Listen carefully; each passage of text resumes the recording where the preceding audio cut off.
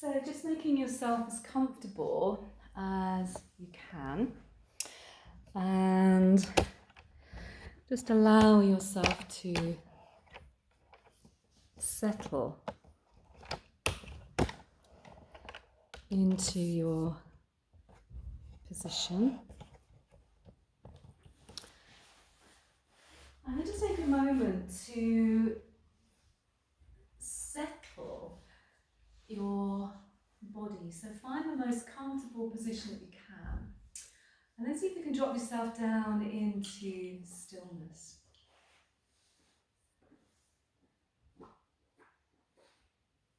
And take a moment to move your awareness around your body. So start in your toes and then move up into your legs. And as you pass your attention through your legs, just notice how do your legs feel today?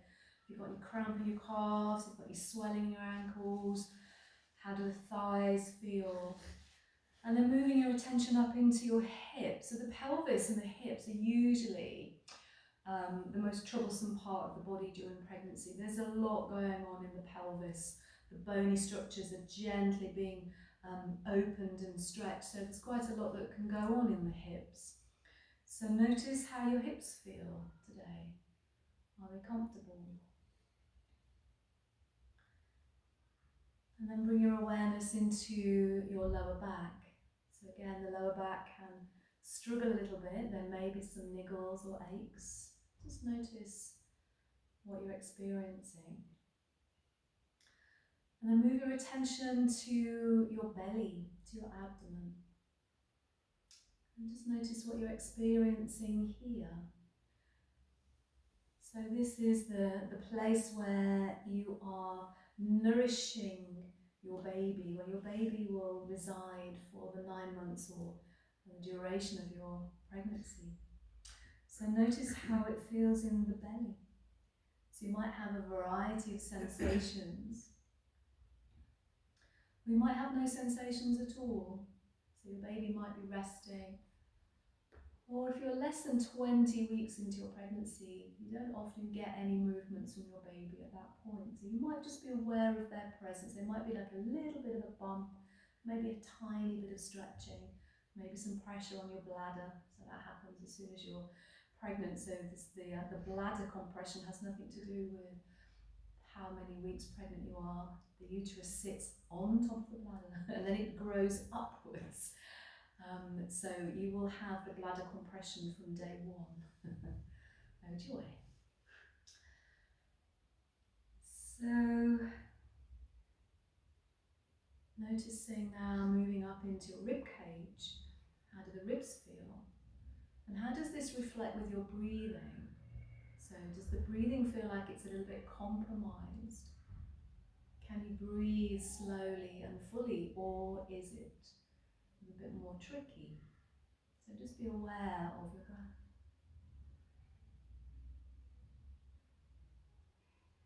And then notice your upper back and your shoulders. How do they feel? Again, mostly people in our modern day society do struggle a lot with their upper backs and their shoulders.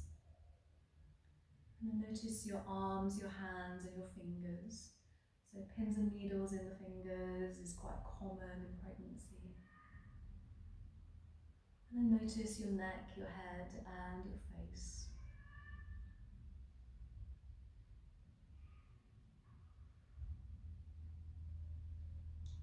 And then settle your attention on your breath. So feel the sensation of breathing in. And then feel the sensation of breathing out. See if you can slow that down. Can you be a little bit more conscious with your breathing?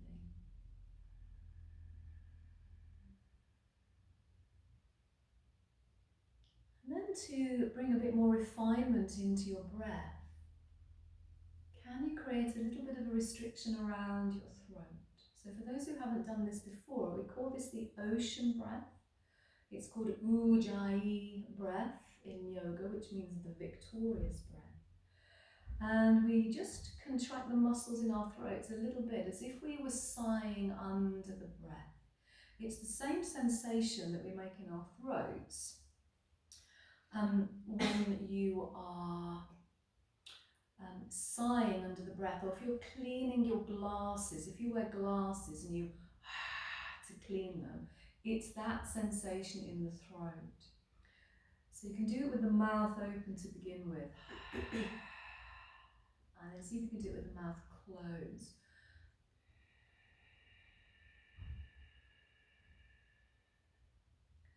And then see if you can do it on the inhale as well. So you end up having this sort of oceanic sound to the breath when you keep that little bit of tightening in the throat, as if you're pretending to snore, or as if you're sighing under the breath. You want to make it gentle, so not too strong that it makes you cough or it hurts your throat, just gentle enough that you can hear this soft sound.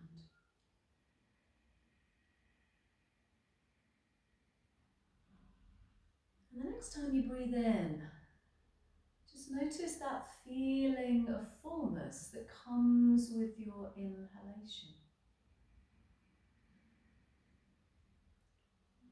And as you breathe out, notice the feeling of emptiness that comes from your exhalation.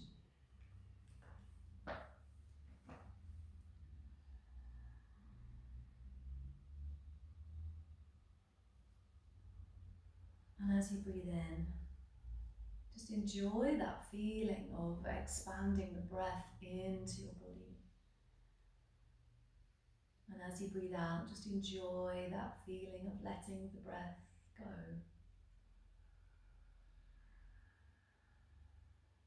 So when we breathe more consciously, as we are doing now, we actually take in more oxygen.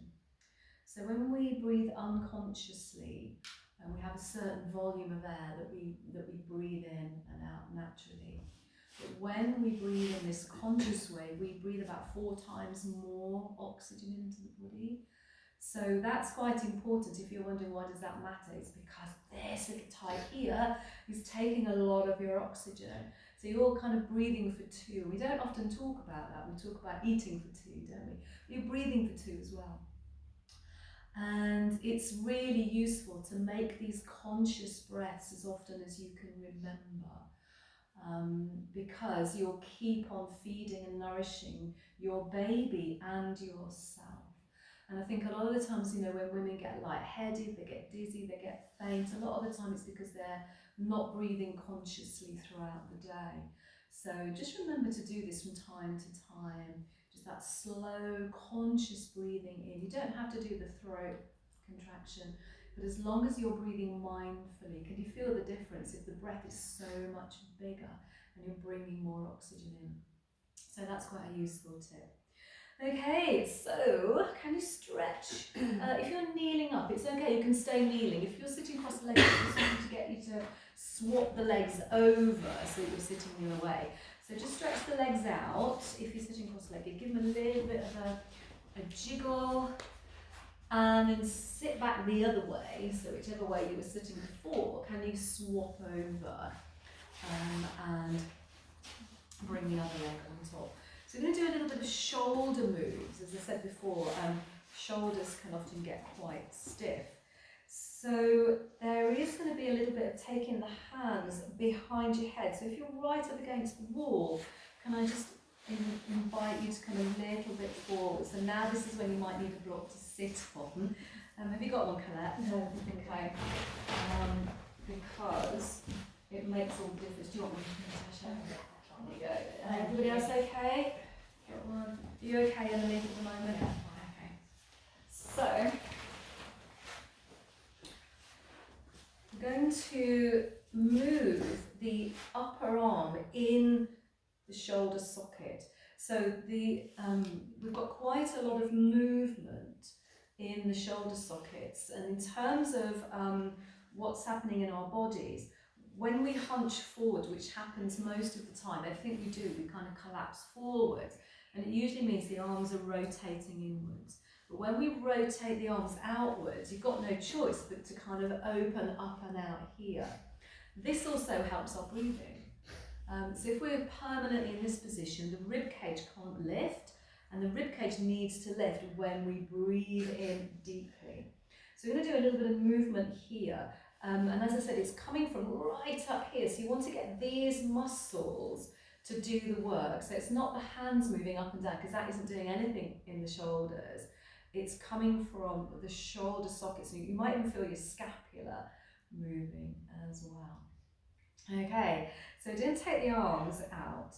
And as you breathe in, rotate the arms as outwards as you can. Your thumbs might go down. And then as you breathe out, rotate them the other way. And then you kind of feel the body collapsing. Can you feel that sort of rounding of the back? And then inhale, rotate them the other way. And then exhale. Go down. And just do that a few more times so you can feel the difference.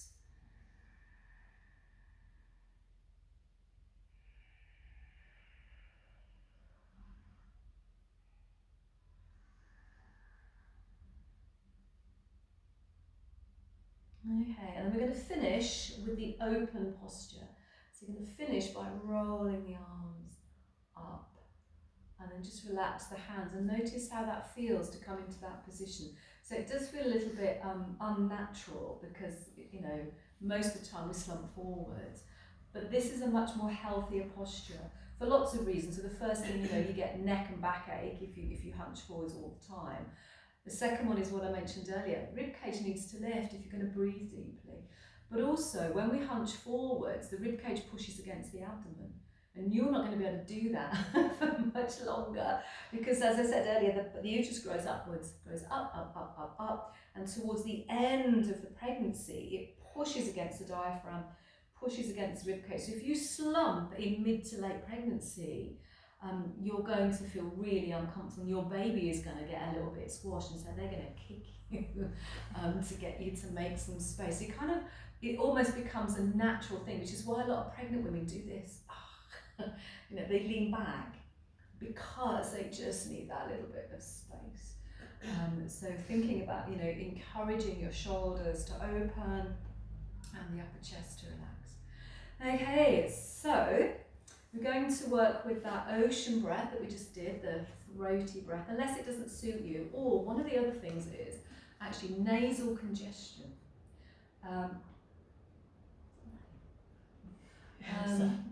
Oh, more rain. So it's autumn. A lot of people get colds in the autumn, so you might have a lot of congestion, but also nasal congestion is really common in pregnancy. It's just one of the many common conditions of pregnancy, and it's because all the tissues in the body are swelling up. And it's a bit sort of indiscriminate about where it swells up. Some people get like chunky ankles.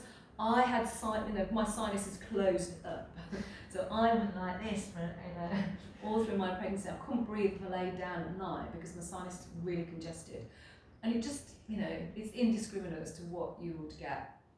So if you find that you have got nasal congestion, you don't need the throat to do the restriction, because you're already struggling to take a slow breath in anyway, so you've already got a natural restriction. So I just want to mention that, because if you try to do both, you'll end up barely breathing at all. So, you know, you just need something restricted. Usually it's the throat, but it might be your nostrils if you've got that going on. Okay, so you're going to bring the palms of your hands together, and as you breathe in, take the arms out to the side and all the way up over the head. And then as you breathe out, drop the palms behind you and send the elbows up to the ceiling. Inhale, reach the arms back up. And then exhale, lower them down. And then same thing again, breathe in, reach them up. Breathe out, palms behind the back of your head. So you get that little stretch across the collarbones. Inhale, reach up. And exhale, come all the way down. Just do that one more time. So breathing in, take the arms out to the sides and up. And then exhaling, palms together towards the back of the head. extend the arms all the way back up. And exhale and come down. Lovely. So now we're going to take the legs out wide and then push your toes away and then pull the toes back towards you, and you'll feel the stretch going into the back of the legs. And then do the same thing again, push the toes away, so stretching the shins and the front of the ankles, and pull the toes back towards you, so stretching the back of the legs. One more time. Just notice how they feel, how the legs, how the ankles. And then you're going to rotate the ankles around.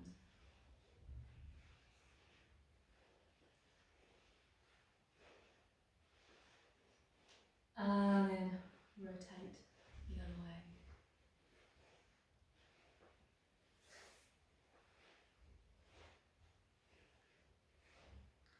And push the heels away.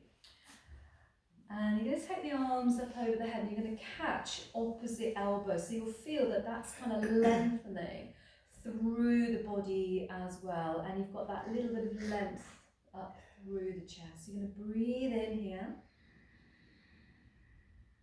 And then as you breathe out, just ease over to one side. And as you inhale, come back to the center. And as you breathe out, come over to the other side. And inhale, come back to the center. And just do that again on each side, so lengthening through the side of the body, so the rib cage lightly moves away from the waist.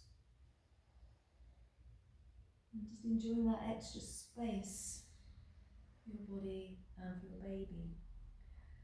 Now lengthening up as you breathe in, so stretch the elbows to the ceiling, and as you breathe out, just gently turn towards the right.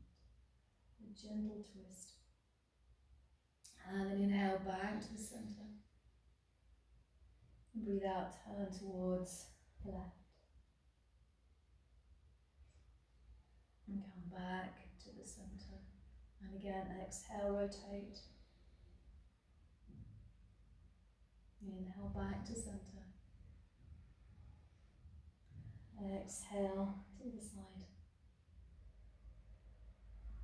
And inhale back to the center. And then just gently release the arms all the way down. And again, just notice how that feels in the upper body.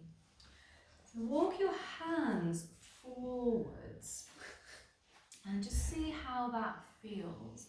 So you want to keep the back straight. So what you don't want to do is round the upper back, which can be quite tricky because if the hamstrings are tight, you're not going to get very far forwards at all. But you don't want this hunching in the upper back. So it may be that you need to rise up a little bit. The other option is that you can actually use, if you've got a brick, I can bring one around, and actually have your hands on a brick, and that might help to keep the spine a little bit more upright. Anybody need like a brick? Yeah. So that often happens, and it might not necessarily be a hamstring thing. Sometimes, like in my case, long legs, short arms. So this is the problem I have. So I have to use quite a lot of equipment. Leads during as well. So if the arms, if you've got sort of a different proportion, then it will make a difference. So I know for me, yeah, little dinosaur. So as you breathe out, just gently bow towards the floor, but keeping the back as straight as you can, and then inhale, rising back up. So you want the movement to come from your pelvis, so even if it's just like a millimetre that you're moving, that's absolutely fine. So again, just exhaling, gently releasing, inhaling, rising, and then one more time.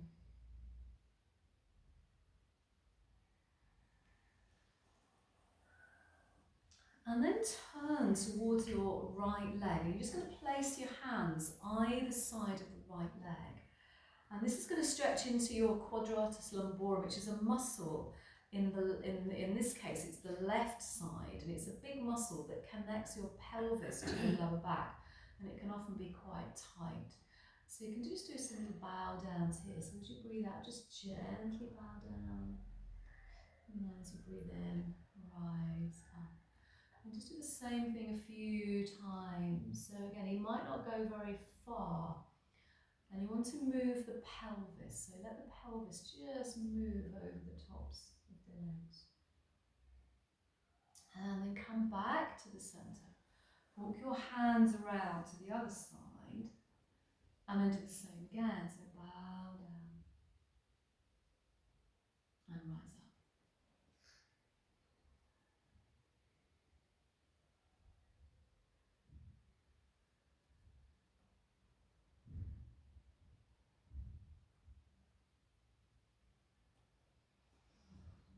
And then come back to the centre.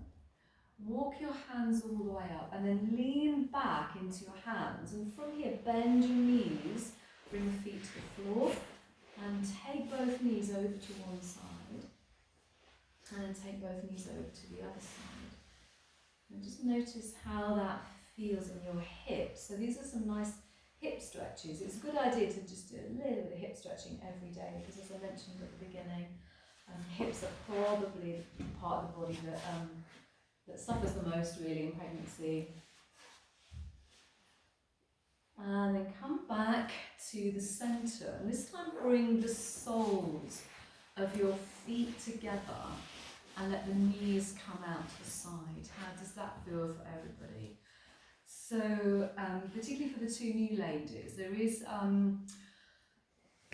there's a condition called symphysis pubis dysfunction, and it's where the symphysis muscle, or the cartilage that brings the two sides of the pelvis together, slightly separates. So if you ever get any pain in where the pubic bone is, just let me know, because we just need to do some strengthening practices, and we can kind of knock it on the head really.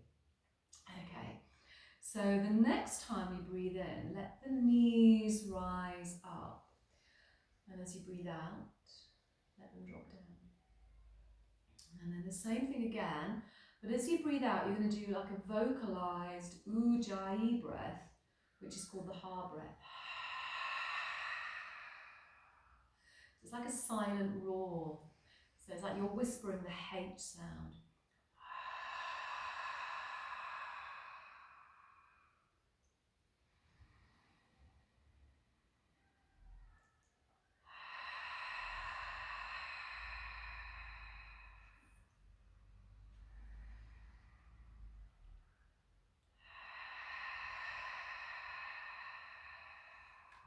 And last time.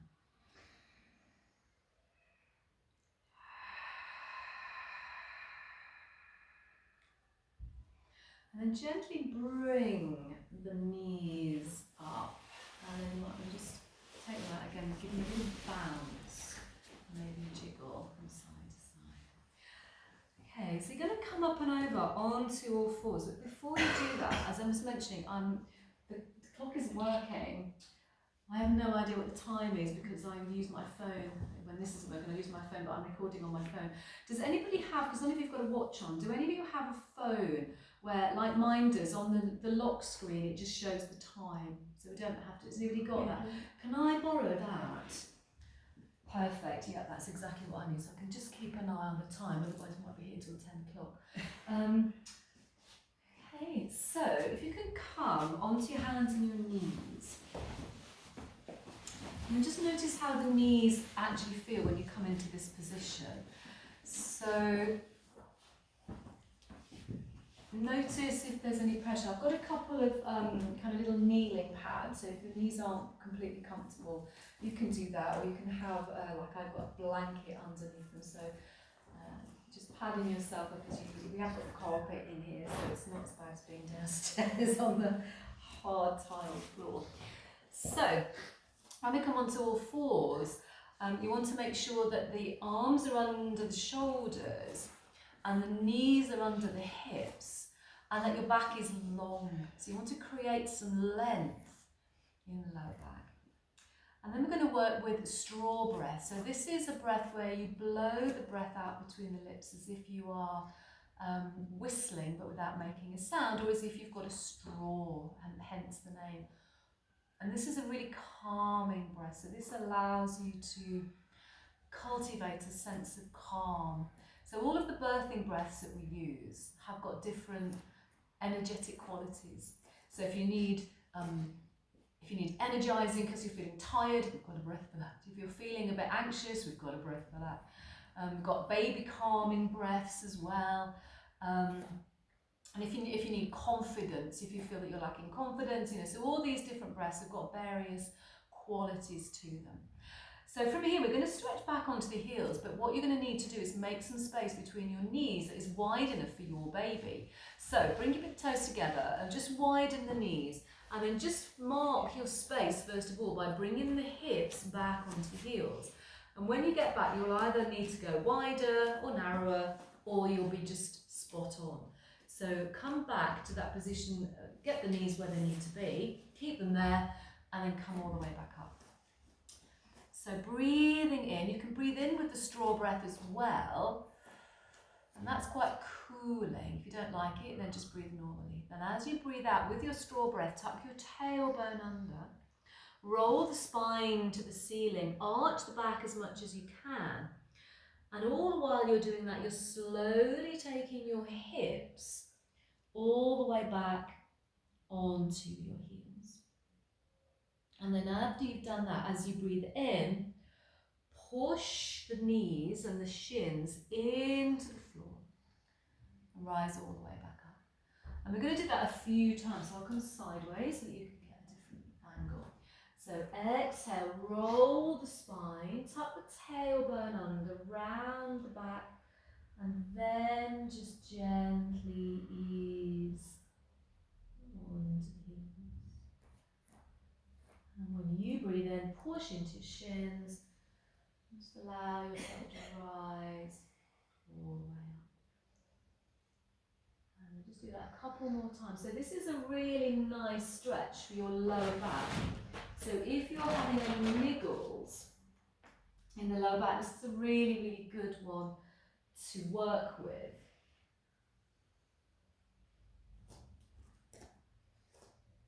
And it also allows you to get used to the practice of being on all fours, because this is the best position for labour, so we do a lot of work in this position. And then when you come back up this time, you can just kind of sit back onto your heels if that feels comfortable. So we're going to do some pelvic floor exercise. You can just roll your wrists around for the moment. So again, wrists, I mentioned pins and needles, but sore wrists are very common in pregnancy as well. And it's all part of the carpal tunnel. And then just give them a bit of a shake. So we're going to do some pelvic floor exercises. So most of us recognise that pelvic floor exercises are squeezing the pelvic floor muscles, but there's also another technique which is equally as important. So just squeezing on its own won't actually do as much work as if you do this tucking and tilting. So I'm going to come sideways again. I'm going to show you. So very similar to what we've just done, except we're not going to change from the all fours position. You're going to tuck the tailbone under and then tippy tuck. Tuck it under and tilty tuck. So we're not really moving from the back, so we're not doing this with the back. You're just tucking and tilting. So imagine that you're just lifting the tailbone up and then tucking it all the way under. So it's just the pelvis that's moving. And what it's doing is it's gathering together all of the pelvic floor muscles and then stretching them. So it's doing this.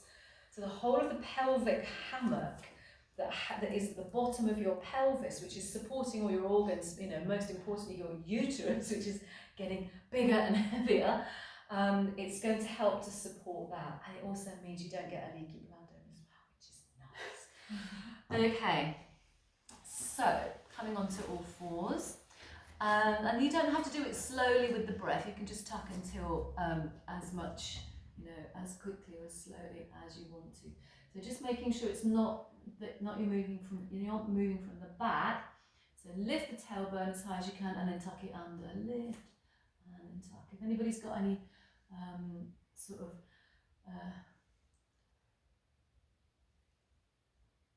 I always call it brain problems. Like, this happens a lot in my yoga classes, that the brain doesn't link things together. It's not a brain issue, it's a neurological issue, is that you just haven't grown the neural pathways to do a certain thing. And I find this happens a lot in classes, that I ask someone to do something and they'll just go, because they can't connect the bit of the brain to the bit of the body. Can you all feel your pelvis really tucking under? Because that's the important thing. So the tilting's not too bad, we can all do that, but it's that tucking under that you want to get. Can you feel that action on your pelvic floor as well? So that's the important thing. Ideally, when you're doing this move, you can actually feel the muscles in your pelvic floor, particularly on the tucking under movement. It's the same kind of sensation that you have when you hold your bladder, when you need a wee and you can't go because there's not a toilet. So you should be feeling that kind of sensation is gathering around the neck of the bladder. So it's a really good practice to do. Okay, so last couple of times.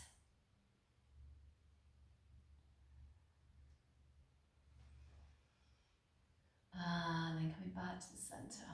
Now stretch the right leg all the way back behind you, toes on the floor.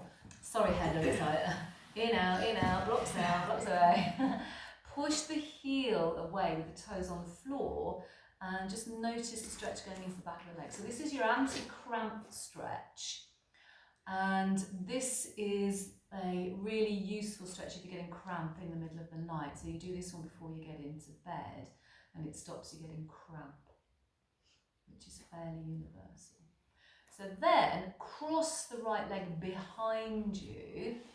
So it's behind the left leg and just squeeze for a couple of breaths your two thighs together. So again, this is pelvic girdle strengthening. Squeeze the two thighs together. And then relax. And then you're going to circle the right leg all the way around and bend the knee. Bring the foot all the way around to the front. And then walk the foot forwards a little bit more if you can, so that you've got enough space.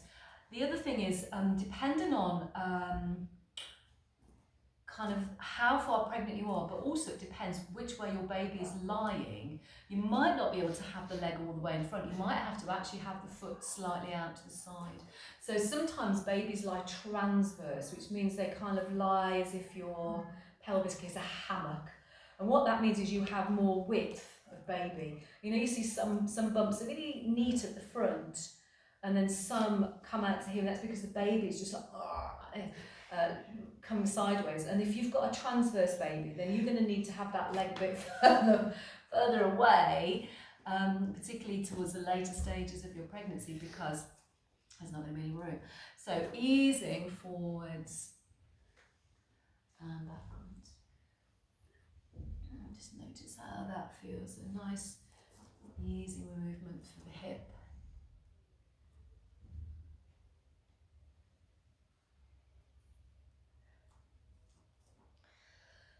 And then bring the shin into the upright position and then push with your hand and then take the arms all the way up over the head and interlace. I'm going to bring the hands out because have come off the camera. Interlace the fingers together, but just keep the index finger pointing up. And then you're going to exhale and you're going to bring that all the way down into the heart and then down towards the ground. And then as you inhale, sweep it forwards and all the way up. And if you want that little shoulder stretch, you can take the hands behind you like we did at the beginning and then draw the hands over the head and all the way down. And you can go back to your Ujjayi breath, your ocean breath. So you've got lots of time to do these moves. And then last time.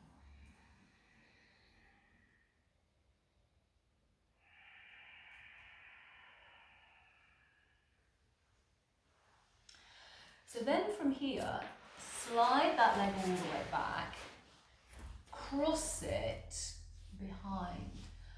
And then roll the spine to the ceiling and just ease back a little bit with the legs in this position. So this is a stretch for the outsides of the hips. And then come all the way back up and undo the legs. Come back into the neutral position. And then take the left leg back behind you. Tuck the toes under. And we're going to hold that stretch to ease out the calf muscles. We keep lengthening the heel away. Notice how it feels on this side. So I've had quite a few mums who have had cramp more on the left side than the right. I'm not really sure why that's been a thing. So are you noticing the same amount of tightness on both sides? Does it feel different? Is there no tightness? Is there lots of tightness in your calf muscles?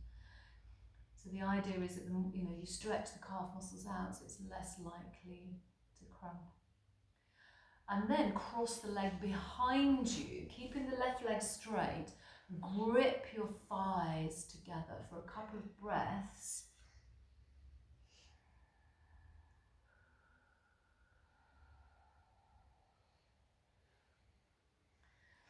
And then slide the leg out to the side and then bring it all the way around to the front. Walk the foot a little bit further forwards if you need to, and also take it wide if you need to.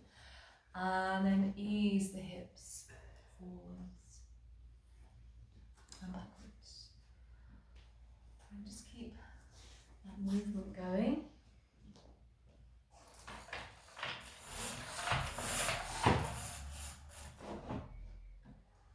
Notice how it feels in the hips. Is it different on this side?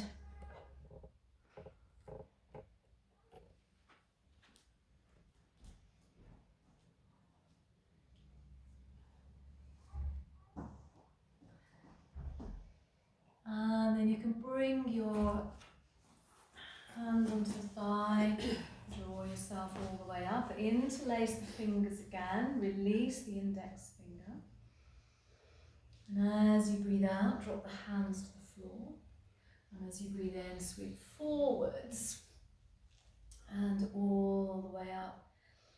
And then bring the hands behind if you want. And then all the way back down. Just for a few more times. If you feel that you're losing your balance, you can take the left foot slightly wider. So with balance, it's really about having a sort of stable enough base. So you might have that front leg a little bit too close in towards the right leg.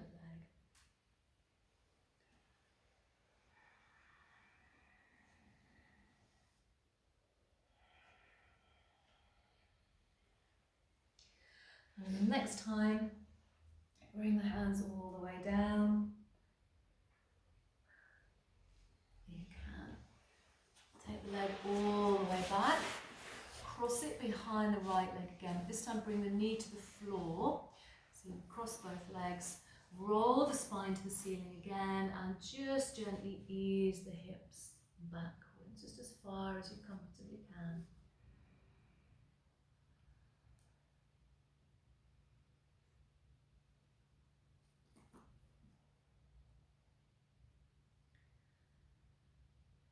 And then gently rise up. Tuck your toes under and then walk your hands back towards your knees and lift the knees up.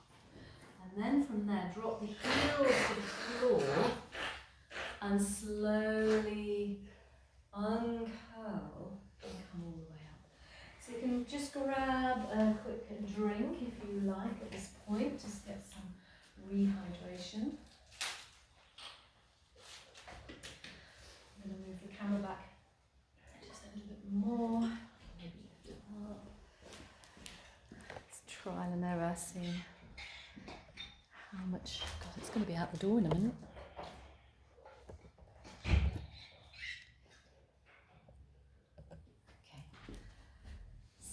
So, there's a little bit of balance work. So, Starting by spreading your feet into the ground and stretching the feet out as much as you can. And then working with your straw breath again, so you can suck the breath in if you want to, or just blow the breath out. As you breathe in, rise up onto your toes and just float the arms up. And as you breathe out, just slowly lower all the way down. And then same thing again.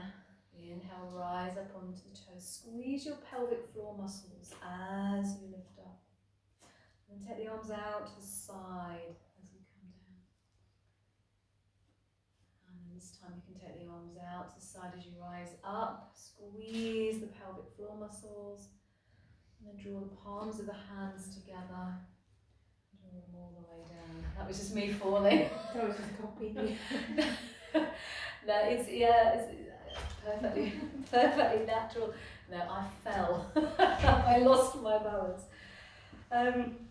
Okay, so we're just going to do a little bit of work. This is a nice balance. I call it what's it called?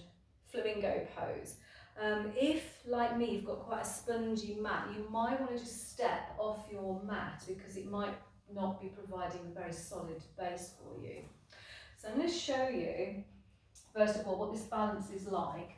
You've got a couple of options. The standing leg, you want to bend it slightly because otherwise it tips the pelvis too far forwards.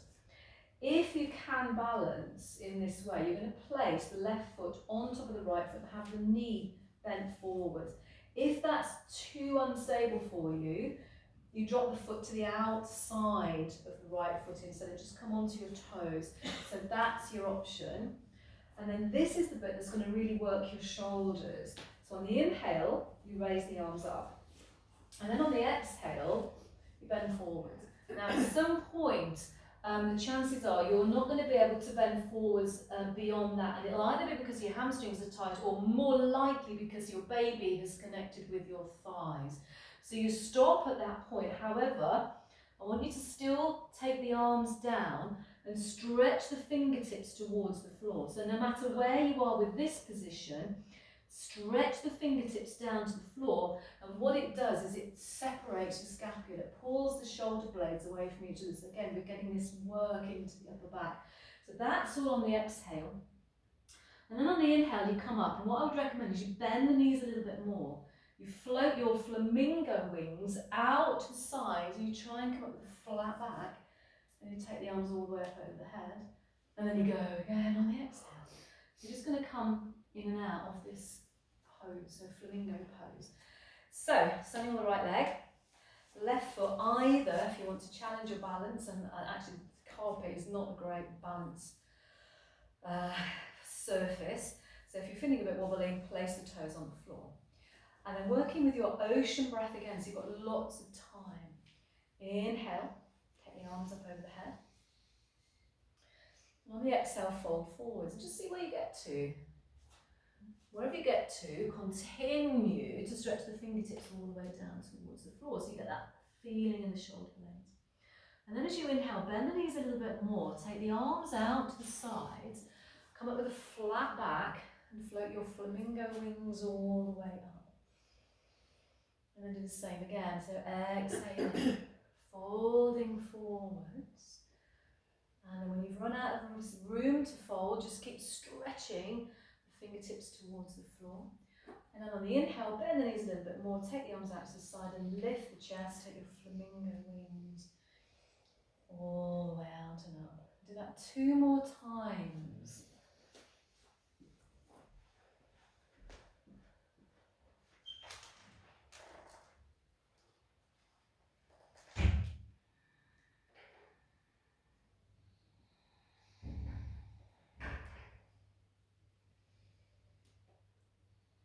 This will be the last one. Very nice. There's something very calming about working with balances, as well as helping you when you're pregnant, because your balance is changing all the time. And so as you come out, you can just stretch the legs, maybe have a little jiggle. So your centre of gravity is moving all the time, because every time you have a growth spurt, it takes you out of your centre.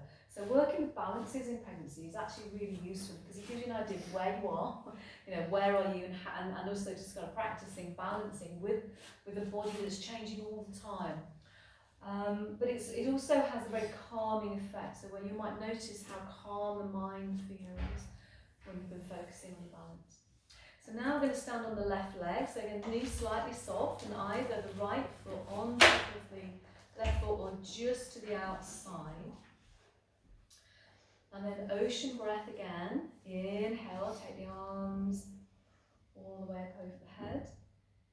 And on the exhale, just folding forwards.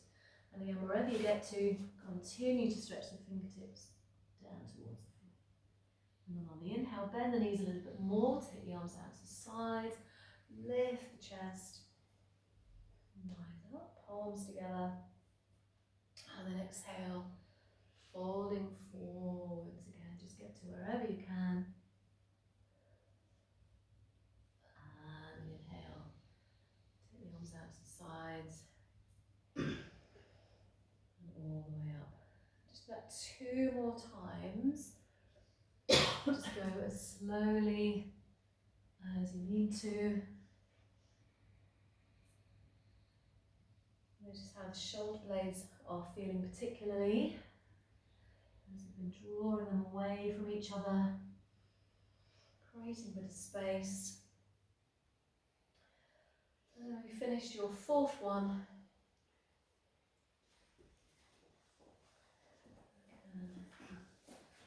Come back to standing, give the legs a little bit of a jiggle. That's really nice to watch. Yeah, you really got that. Wow, lovely posture, lovely flamingo. So we're just going to do a little bit of labour prep. So we also do this at the end of every class, or maybe the whole class is on labour prep, or I do try and put a little bit in to every class. We're going to use chairs today, so we're just going to do some labour moves using chair, because you never know what you might like, what might suit you. So can you all come and grab a chair and then just put it at the end of your mat.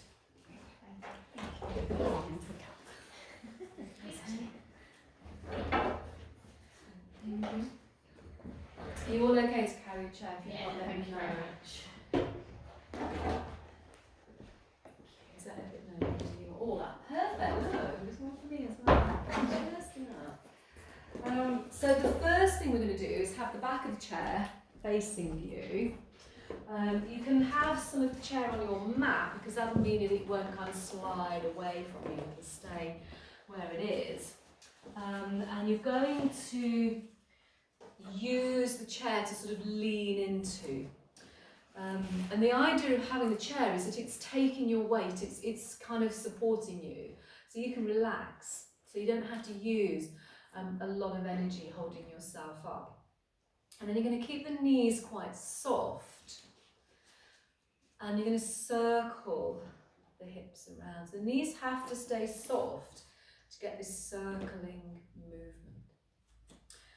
So you can use your ocean breath, you can use your ha breath, or you can use your straw breath. So choose whichever of those breaths that we've done earlier. And if you have anyone that you really resonate with, that you particularly like, it's probably going to be the one that you use in labour. So they all have certain qualities, certain properties, but the most important thing is that when you are breathing consciously, as I mentioned earlier, lots of oxygen going into your body. And it's also very calming, and you have a greater sense of control when you are breathing consciously. And that's a really important aspect for labour, actually, is how do you feel in control. And then you're going to circle the other way. So for those who are new today, the labour moves, these are specifically for the first stage of labour. So first stage of labour is the long bit. That's when you wait for your cervix to dilate, and it can be hours and hours, and sometimes it's days, but mostly it's hours and hours.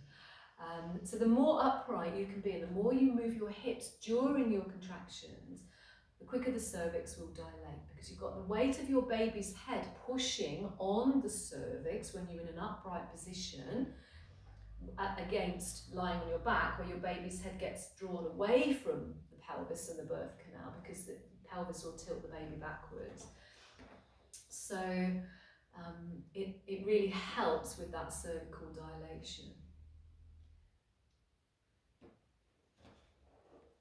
Okay, and then you can just completely relax. And when your contraction's finished, what do you do? Mums who've been here before? Chill out. Chill out. Yeah, you stop. So when your contraction stops, you stop. So you can sit on the chair if you're using a chair, or you can maybe walk around if you feel that you want to. So whatever feels right for you. You maybe go and have a little sip of water, and then the next contraction comes along, and then you do the process again. You might just choose one particular position and one particular movement all the way through. So I've known moms that have done exactly that. I had a mom who just knelt over the ball. In fact, a lot of moms have done this. Been over the ball on all fours. Balls. 2 weeks time for balls. How does that sound? So I'll put a message up in the WhatsApp. So what's the second? So it's the 9th, the 16th of October, birthing ball class. So if you're going to get a birthing ball, now the next 2 weeks is the time to do it. If not, I've got some spare ones. You just need to give me enough notice so I can blow it up. Okay, so yeah, we do the whole session on the balls, and you learn about how to use them, what they're useful for, and have some fun on the ball as well. Okay, in the meantime, we don't have balls, so we're going to come onto all fours, but we're going to use the chair as a way of coming into a nice, comfortable all fours position.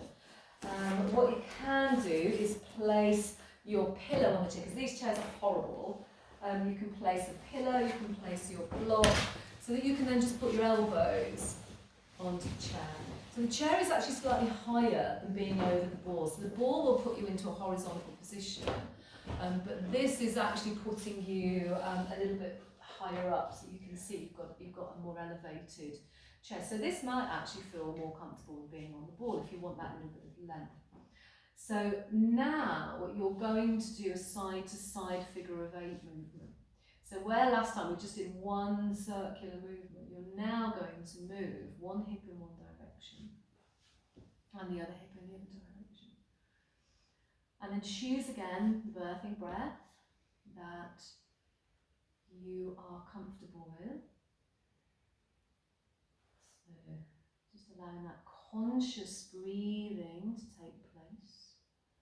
What's the difference between the breaths? Like you said that like one calms you down and the other one gives you energy. Yeah.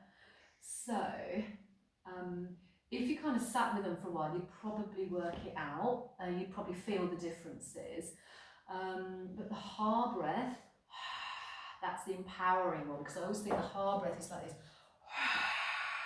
So it's a very strong breath. So if you need strength, if you need vigor, if you need to feel confident and empowered, I think that's the best one, because I think it's like a silent roar. So that's the energy that I think it gives. The ocean breath, that has both. It's an interesting one because it brings lots of energy into the body. So if you're tired, if you feel like you're running out of energy, then the ocean breath is a really, really good one to do, because it floods you with more oxygen. But because you have that kind of ocean sound, it's also really calming. So it kind of sits in the middle. So that's why that's a really good default one to use, because you're getting energized, but at the same time it's kind of lulling you with that oceanic sound. And then the straw breath's quite calming. It's quite soothing. And then we've got the bee breath, which we'll do next. So that's another one as well. Okay, can you do a figure of 8 the other way? Can you go the other way? Will the brain let you do that? So if you're not sure about the breaths, I mean, that's just my... Oh, look at the clock now. Oh. Time is speeding up. was hoping it was going to go to the right time, but it hasn't, has it? It's just randomly chosen another time to go to. So yeah, if you kind of play around with the breaths, you might find how they feel for you energetically. It might be different to how I perceive them, to how they feel to me. And actually, what is important is how do they feel for you. So I can sort of theoretically say, well, this one is for confidence, but actually you might think, well, no, I feel much more confident when I do this one. So at the end of the day, just find how they work for you. What do they mean to you? How do they feel for you? Okay, so coming up, and then you're going to step right foot forward. So we've done a bit of lunging today, but lunging during labour is really good. Lunging during the first stage of labour, while you're having a contraction and while you move your hips, is quite useful because it helps your baby slot into the place where there is the most amount of space, which is the exit, which is the birth canal. So it stops your baby getting into awkward positions, which will make the second stage of labour, which is the delivery, where you push your baby down through the birth canal.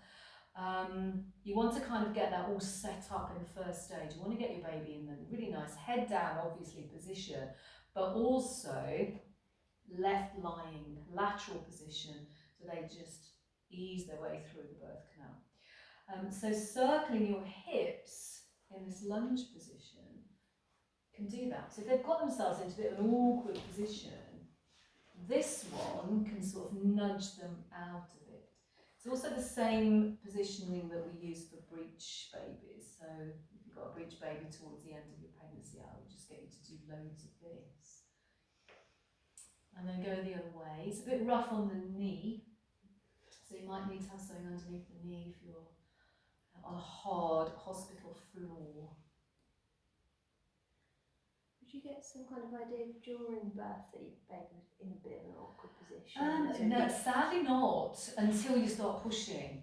So you just come out of that position and swap the leg over. Yeah, it's this is why I just say do this one anyway, because you won't know until you start to push. And then what would happen is you push, your baby wouldn't come down, the time would be ticking on, and then you just get whipped in for a C-section. And that would be at that point you go, oh yeah, now I know. But at that point it's too late. Yeah. So there aren't really any indications. The only indication you can have if your baby has spun around and they're in the back-to-back position, which means your baby's spine is against your spine, so they're basically facing forwards. This is a really, it's like the worst position.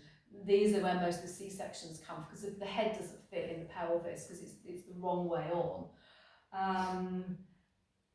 But also it's really, really uncomfortable, and you get a lot of pain in your lower back. So I would say, like with a back-to-back baby, they're really, really, really long labours. These are the kind of ones that are 4-day labours. You know, you hear, oh, my friend was in labour for 4 days. Yeah, probably a back-to-back baby. And it's really, really uncomfortable because your spinal nerves are being rubbed raw by your baby's spine, and God knows how they feel as well. It can't be very nice for them either. However, if you've never had a baby before, how do you know what is long and what is painful? You've got nothing to kind of measure it with. So, you know, even though that is one of the symptoms, you can't measure that against what is a normal amount of length and a normal amount of discomfort during labour. So even that doesn't help you. So yeah, there are these lunging positions, lunging and circling. Just kind of slot them into your moves from time to time. It'll just mean that if your baby has got into a funny position, they'll slot out of it. And it won't be the other way around. It's not like if they're in a really good position, doing this will shift them into a bad position, because what this does is it gives them all the space that they need. So they'll just slot into position. Okay, so what is the time? Okay, so we're just going to do one more move, and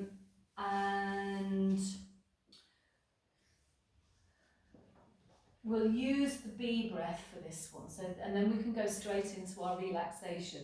So the bee breath is the really calming breath. It's basically what it says on the tin. You just hum like a bee as you breathe out. It's a vibratory breath, so it's very, very calming, but it's also quite soothing for your baby as well, because they'll pick up the vibration from the sound. So it's quite a soothing breath for your baby. If you use this breath in pregnancy, you do it quite regularly, your baby will get used to hearing it. And all of the kind of calming quality that comes from it.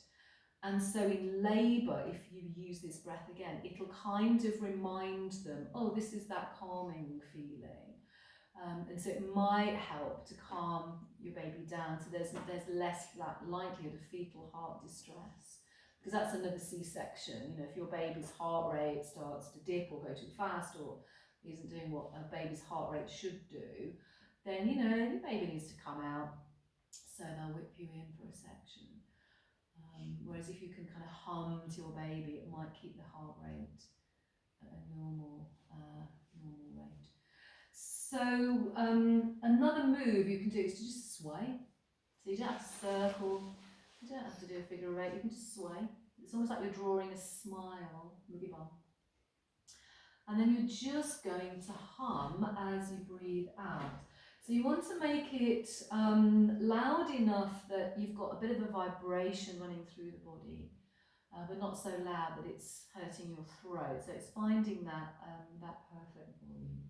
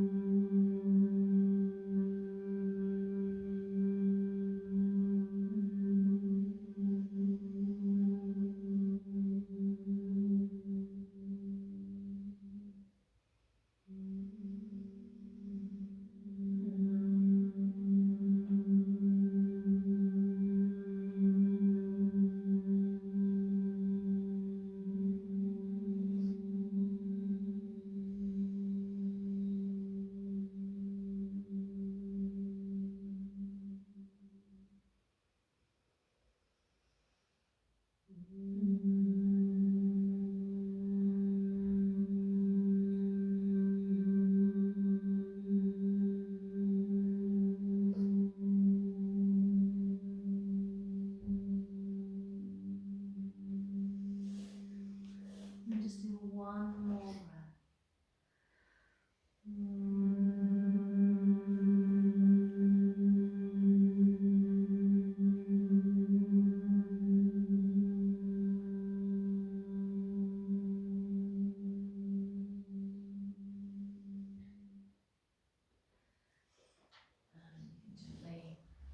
Gently come up. Okay, so you can take your time to come down into your relaxation position, and then once you've done that, I'll come and pop the chairs back while you're there. So just take your time. If you're less than 20 weeks, you can still lie on your back, providing you feel comfortable with it. And then after 20 weeks, it's better to lie on your side because it reduces the blood flow in your body. And you can use all the various things to prop yourself up.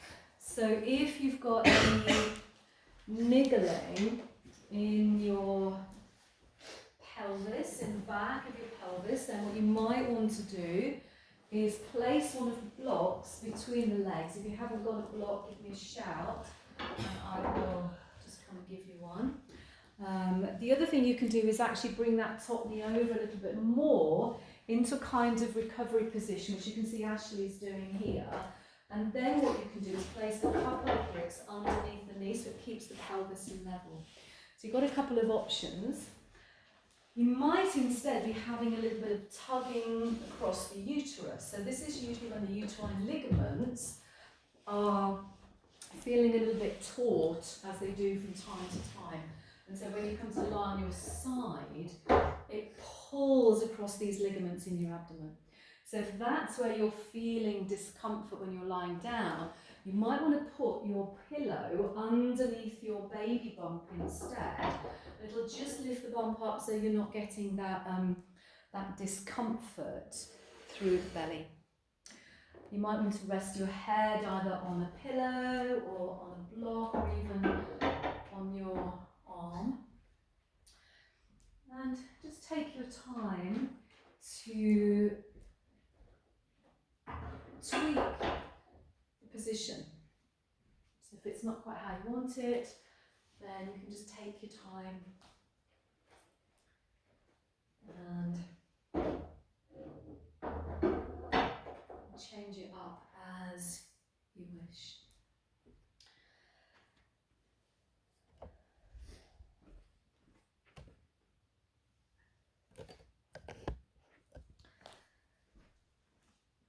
So then just relaxing your body down into the ground.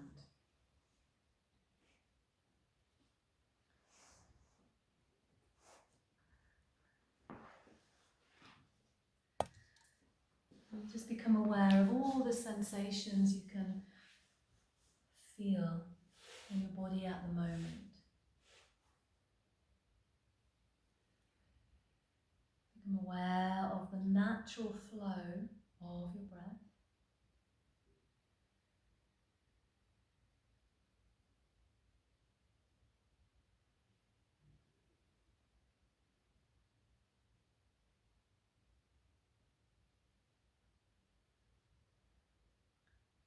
And then allow the breath to find its own rhythm, find its own sense of letting go.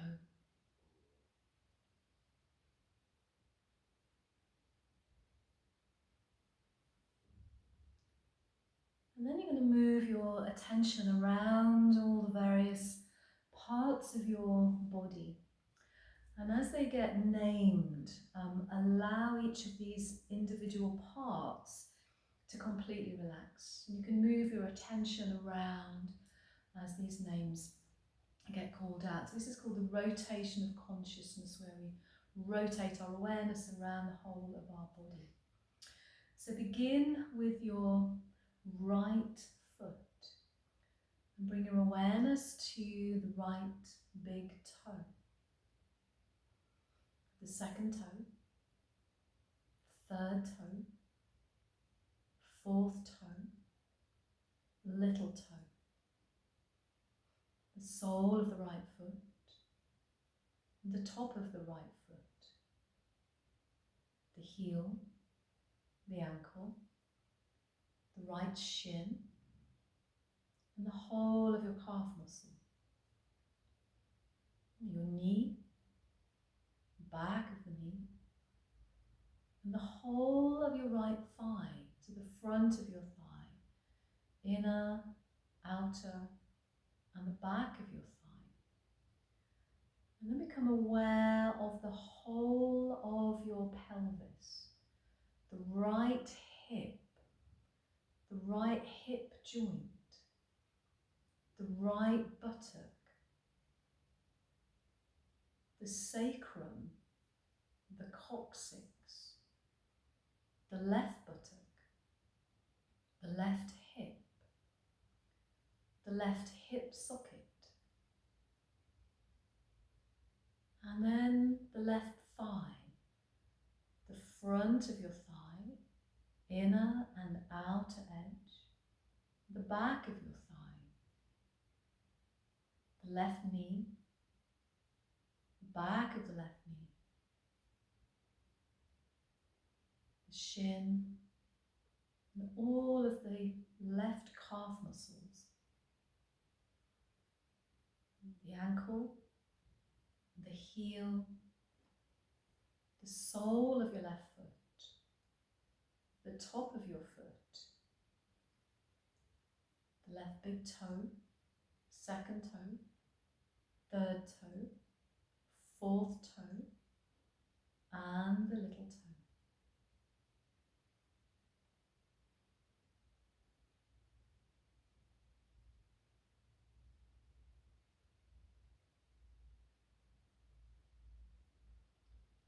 Then move your awareness into the whole of your back. Be aware of your lower back, the middle of your back, the upper back,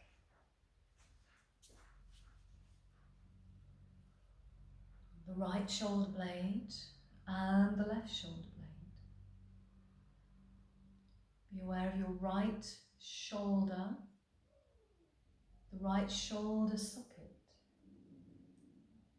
the right arm, the elbow, lower arm, the wrist, back of your hand, palm of your hand, thumb, index finger, middle finger, ring finger, and your little finger. And then become aware of your left shoulder blade, the left shoulder, the left shoulder socket, the whole of the left upper arm, the elbow, lower arm, the wrist, the back of the hand, the palm of the hand, the left thumb, index finger, middle finger, ring finger, and the little finger. Become aware of the whole of the neck, your throat, the back of your head, sides of your head, crown of your head, forehead, eyebrows, temples, both eyes, both cheeks, your nose, your lips, your teeth, and your jaw. Be aware of your chest, and then be aware of your belly. Be aware of the whole of your belly. Be aware of your baby resting, safe, warm, and weightless. Visualize your baby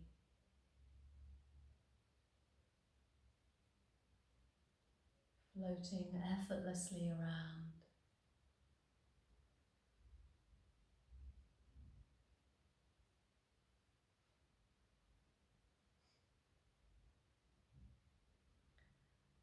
And then just mentally sending a message to your baby. What would you like to say to your baby right now? Just mentally transmitting a message to your baby.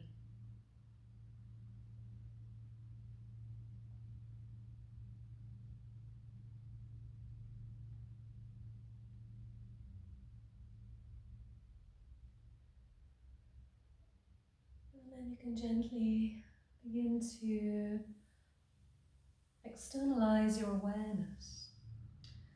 So become aware of the feeling of your body touching the ground. Be aware of the space around you. Begin to externalize your awareness. What sounds can you hear? You might want to bring a little bit of movement into your body. You might want to wriggle your toes, wriggle your fingers. You might want to stretch a little bit more. So take your time, becoming more awake, more alert. And whenever you feel ready, slowly making your way back into a comfortable, seated position.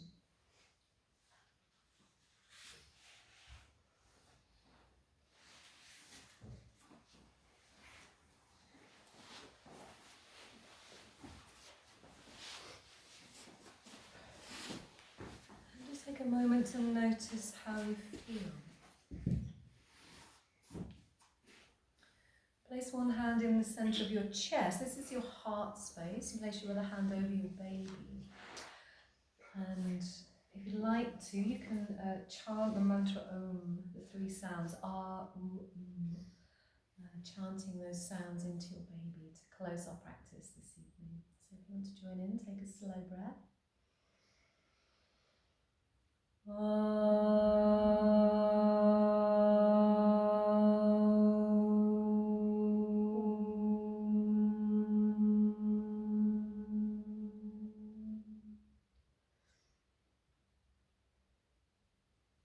Thank you so much for being here this awful evening. Thank you for coming out. Namaste. Have a wonderful week.